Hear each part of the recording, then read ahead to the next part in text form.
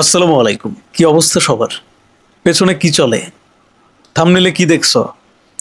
বন্ধুরা, ইতিমধ্যে সবাই বুঝে গেছো কি নিয়ে কথা বলবো। সো ভনিতা না করে একদম মেইন পয়েন্টে আসি। মেগাস্টার শাকিব খানের বরবাদ সিনেমা যারা যারা সিনেমা হলে গিয়ে দেখেছো, তারা পেছনে চলতে থাকা এই গানটাও দেখেছো।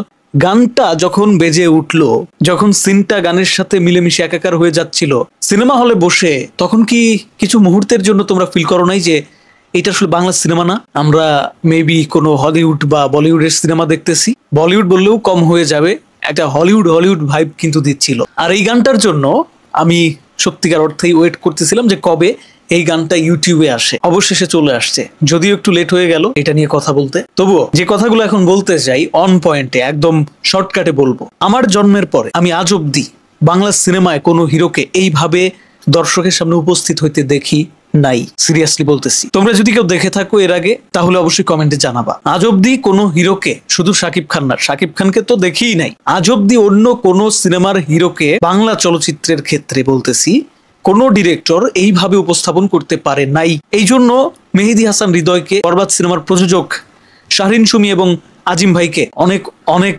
ধন্যবাদ এবং ভালোবাসার সাথে একটা স্যালুট দিলাম। হ্যাঁ, একজনের নাম বলতে পারি যে আসলে নিজে নিজেই খুব ফ্যাশন সচেতন ছিলেন, সালমান শাহ। চির সবুজ সালমান শাহ, যিনি তার ক্যারিয়ারের শুরু থেকেই খুব স্টাইলিশ ছিলেন। একদম শুরু থেকেই তিনি দর্শকের কথা মাথায় রেখে বারবার যখনই সিনেমার পর্দায় হাজির হতেন, ইউনিক ইউনিক বিষয়গুলো তার মধ্যে দেখা যেত। সো সেক্ষেত্রেও বলবো যে কোনো ডিরেক্টর কিন্তু পারে নাই সেইটা।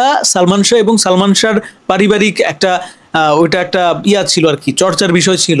তারা খুব ফ্যাশন সচেতন ছিল, সেটা সালমান শাহ বলি। সালমান শাহর ওই সময় স্ত্রী যে ছিল তার কথা বলি, সালমান শাহর স্ত্রী বোধহয় ফ্যাশন ডিজাইনারও ছিল আমার জানা মতে। যাই হোক, স্ত্রীর সাথে তার বিতর্ক ওইগুলায় না যাই, ইভেন অন্য কোনো বিষয়ে না যাই, আমি যেটা বলতে চাচ্ছি যে বাংলা চলচ্চিত্রে একমাত্র সালমান শাহই ছিল যাকে আমি খুব ইউনিক ওয়েতে দেখেছি। সিনেমার পর্দায় তাকে দেখার সময় খুব স্টাইলিশ লেগেছে। তার পরবর্তী সময়ে আর অন্য কোনো হিরোকে, কোনো ডিরেক্টর তো পারেই নাই, হিরোরা নিজের থেকেও কোনো কিছু করতে পারে নাই। দর্শকদের জন্য কিছু যে ইউনিক করে দেখাবে, ইউনিক ভাবে যে প্রেজেন্স হবে, সেটা করে দেখাতে পারে নাই। তো কেন বরবাদের কথা বলতেছি, কেন শাকিব খানের কথা বলতেছি, কেন মেহেদী হাসান হৃদয়ের কথা বলতেছি, এতক্ষণে নিশ্চয়ই বোঝার কথা। বরবাদ সিনেমায় যেই শাকিব খানকে আমরা দেখতে পাচ্ছি, যেই শাকিব খানের অভিনয় দেখলাম, বিশেষ করে এই গানটার কথা বলতে হয়, ল্যাম্বো গানটার সাথে এই চরিত্রটা যেভাবে মিলেমিশে একাকার হয়ে গেছে, সেটা বাংলা চলচ্চিত্রে বিরল, এক কথায় নাই বললেই চলে। ইভেন এই টাইপ অফ একটা গান বরবাদ সিনেমায় থাকবে, এটা কেউ এক্সপেক্টই করে নাই। বাংলা সিনেমায় এই ধরনের ভাইব দিবে কখনো কল্পনাও করি নাই। সো এই কারণে বড় সিনেমা দরকার, এই কারণে মেগাস্টার শাকিব খানের মর্মটা বোঝা দরকার, এই কারণে নতুন নতুন তরুণ যারা পরিচালক হিসেবে আত্মপ্রকাশ করতে চায় তাদেরকে প্রযোজকদের সুযোগ দেওয়া দরকার। একজন মেহেদী হাসান হৃদয় যদি নাটক থেকে আজকে পরিচালনায় না আসতেন, তাহলে কখনোই আমরা মেগাস্টার শাকিব খানকে এইভাবে পেতাম কিনা সেটা নিয়ে কিন্তু যথেষ্ট সন্দেহ আছে। অর্থাৎ মেগাস্টার শাকিব খানের ভেতরে যেই অ্যাবিলিটি আছে, সেইটাকে বোঝার ক্ষমতা তো থাকতে হবে পরিচালকদের। সেটা আমার মনে হয় যে মেহেদী হাসান হৃদয়ের মধ্যে ছিল। মেহেদী হাসান হৃদয় যেটা করে দেখাইছে প্রথম সিনেমায়, সেইটা আসলে আমি বলবো যে শুধু বাংলাদেশ না, বলিউড বা হলিউডেরও অনেক পরিচালক আছে, তাদের পক্ষেও সম্ভব হয় না। প্রথম সিনেমাতে এতটা সাজিয়ে গুছিয়ে, এতটা প্রথম থেকে চুপ থেকে শেষ পর্যন্ত এটা শেষ করে তারপরে কথা বলা, এইটা ভাই অনেক টাফ। আপনি শুধু এখানে বসে বা একজন দর্শকের জায়গা থেকে কমেন্ট বক্সে এসে অনেক কথাই বলতে পারবো, অনেক কথাই বলা যায়, সেগুলো অনেক সহজ, কিন্তু করে দেখানো এইভাবে সেটা অনেক কঠিন। অনেকেই দেখলাম সোশ্যাল মিডিয়া জুড়ে সমালোচনার ঝড় বসিয়ে দিচ্ছে। অনেকেই বলতেছে মুভির পাইরেসি হয়ে গেছে, মুভির পাইরেটেড কপি চলে আসছে, এইচডি আসছে, হ্যান ত্যান ফলনা তেশকা। তো আসছে এগুলো তো ভাই যারা করতেছে তাদের অপরাধ, তারা অপরাধী, অন্যায় করতেছে তারা। তো আমি দেখলাম একটা গ্রুপকে, কিছু লোককে, তারা আজিম হারুন ভাই এবং শাহরিন সুমিকে উল্টাপাল্টা বকা দিতেছে। আপনারা কেমন ফ্যান ভাই? ন্যূনতম সেন্স নাই? বুঝেন না কিভাবে আপনারা এই ধরনের কথা বলতে পারেন? কিসের প্রযোজক হইছে, এইটুকু ট্যাকল দিতে পারে না, প্রথম সিনেমা করেই সেটা পাইরেট হয়ে গেল, হ্যান ত্যান। এগুলো কারা বলতেছেন আপনারা? আপনারা কি সত্যিকার অর্থেই শাকিব ফ্যান? আপনারা কি সত্যিকার অর্থেই বাংলা সিনেমার ভালো চান? যারা পাইরেসি করতেছে দোষটা তাদের। বাংলাদেশে মানুষের সংখ্যা কত? সেটা কি হাজারের ঘরে, লাখের ঘরে? সেটা ভাই প্রায় 20 কোটি। 20 কোটি মানুষের মধ্যে যদি আমি ধরলাম যে 2 কোটিও যদি সিনেমাটা দেখা থাকে, সিনেমা হলে যায় যদি মনে করেন মোবাইল বের করে থাকে, তার মধ্যে যদি ধরলাম যে লক্ষাধিক মানুষের মোবাইল দিয়ে যদি ভিডিও হয়ে থাকে, তো আপনি কারে থুয়ে কারে ধরবেন ভাই? এখানে তো এত ইজি না এটা ট্যাকল দেওয়া। একটা বড় সিনেমা কিছুটা এরকম হেরফের হবে, এটা যারা করবে তারা অবশ্যই শাস্তিযোগ্য অপরাধ করতেছে, এবং তাদের শাস্তিও হবে যতটা সম্ভব, যতটা পারা যায় তারা ট্যাকল দিবে, প্রযোজনা সংস্থা আছে। তবে এটা সম্পূর্ণরূপে আটকানোটা আসলেই সম্ভব হয় না। এত দ্রুততার সাথে পাইরেসির কবল থেকে একটা সিনেমাকে বাঁচানো এতটা ইজি না। অযথাই আপনারা আজিম হারুন আর শাহরিন শমীর দোষ দিতেছেন।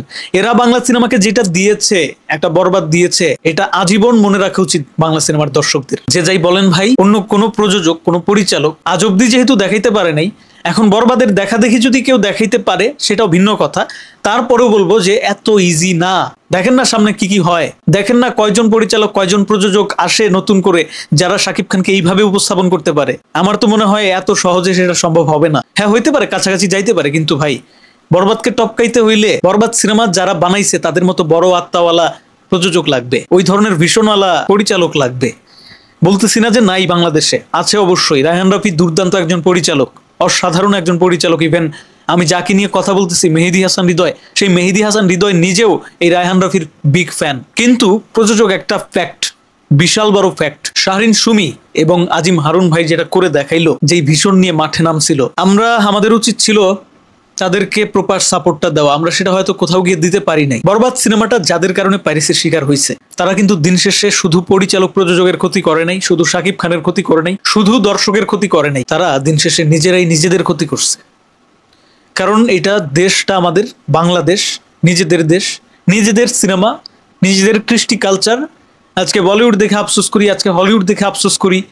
ওই পর্যায়ে পৌঁছানোর যে একটা চেষ্টা, যে একটা অদম্য ইচ্ছা শক্তি, একটা দারুণ একটা ভীষণ নিয়ে এই বরবাদ তৈরি হয়েছিল, সেই বরবাদ সিনেমাটাকে বাধাগ্রস্ত করে ক্ষতিটা কার করলেন? ক্ষতিটা নিজেদেরই করলেন, নিজেদের দেশকেই পিছিয়ে রাখলেন। নিজেদের দেশের একটা সিনেমা আজকে 100 কোটির ক্লাবে প্রবেশ করলে কালকে অহরহ সিনেমা 100 কোটির ক্লাবে প্রবেশ করত। সিনেমাকে ভালোবাসলে তারা কেউ কখনো এইরকম কিছু করতে পারে না। এখন জানি না কারা করছে, কারা বরবাদ সিনেমার পিছনে লাগছিল, অনুমান নির্ভর কোনো কথা বলা উচিত না। তবে এমনটা যদি হয়ে থাকে যে সিনেমা পাড়ারই কেউ বা অন্য কোনো হিরোর কোনো ভক্তবৃন্দরা এই কাজ করেছে, তাহলে বলবো যে দিন শেষে আপনারা নিজেরাই নিজেদের ক্ষতি করলেন। আবারও বললাম কথাটা, কারণ আজকে বরবাদ যদি 100 কোটির ক্লাবে যাইতো খুব দ্রুত সময়ের মধ্যে, তাহলে কালকে অন্যান্য যে সিনেমাগুলো আসতো সেই সিনেমাগুলো ওইভাবে নির্মাণ হইতো, ওই ভীষণটা নিয়েই প্রযোজকরা লগ্নিটা করতো, ওই ভীষণটা আসলে মাথায় রেখেই একজন হিরো কাজ করতো। এই প্রযোজকরা আরো সিনেমা বানাক। আপনারা যারা তাদেরকে বাধাগ্রস্ত করার চেষ্টা করেছেন, চুল পরিমাণ বাধা দেওয়ার চেষ্টা করেছেন, তাদের কাজে হেনস্থা করেছেন, তাদেরকে বিরক্ত করেছেন, তারা শুধরে যান। তা না হলে 2 দিন পরে আপনাদের ভাই ভাত পাবেন না, বুঝছেন? বাংলা সিনেমায় ওই রাগেটা খাইতে পারবেন না। কারণ বর্তমানের দর্শক আর সেই আগের মতো নাই।